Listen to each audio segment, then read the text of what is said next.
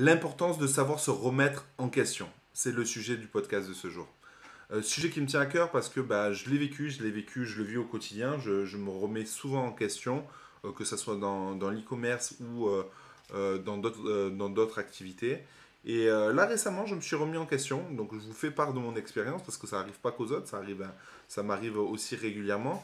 Je me suis remis en question par rapport à la gestion de mes formations, du contenu de mes formations, de la gestion du SAV pour que les gens soient contents, etc.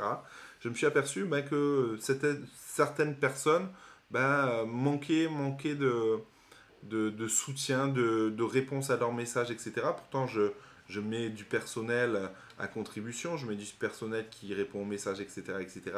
Mais je pense que j'en fais pas assez. Je pense que j'en fais pas assez pour satisfaire tout le monde. Donc, je vais mettre en place sur mon site un Zendesk avec un gros FAQ, avec plein de renseignements, avec toutes les questions types, les réponses types et les réponses qu'on donne régulièrement. Je ferai même des vidéos par rapport à ça, etc. Un process qui est à mettre en place, qui est un peu long, mais qui, j'espère, va satisfaire du monde. Donc voilà, je me suis remis en question. Je ne suis pas formateur de métier, donc les critiques ont été pas forcément faciles à entendre, mais elles ont été constructives et du coup, j'ai envie de m'améliorer.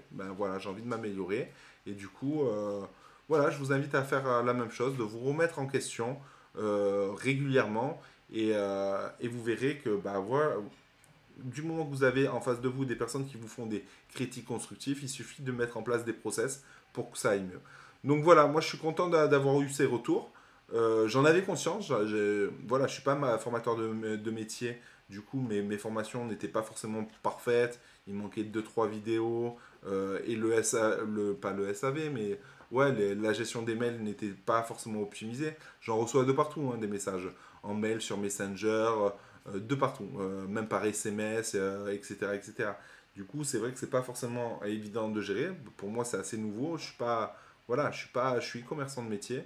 Et du coup, voilà, je mets en place ce process et j'espère que ça va satisfaire tout le monde. Donc, remettez-vous en question comme je le fais actuellement. Et puis voilà, on apprend de ses erreurs et c'est ce qui nous permet d'avancer, de progresser. Et surtout, il ne faut pas voir une critique négative comme un échec ou un coup de massue. Bien au contraire, il faut savoir prendre le temps de digérer cette information-là et surtout voilà, de mettre en place toutes les actions nécessaires pour ne plus que ça se reproduise. Voilà, sur ce, je vous dis à bientôt les loups dans une prochaine vidéo. Ciao.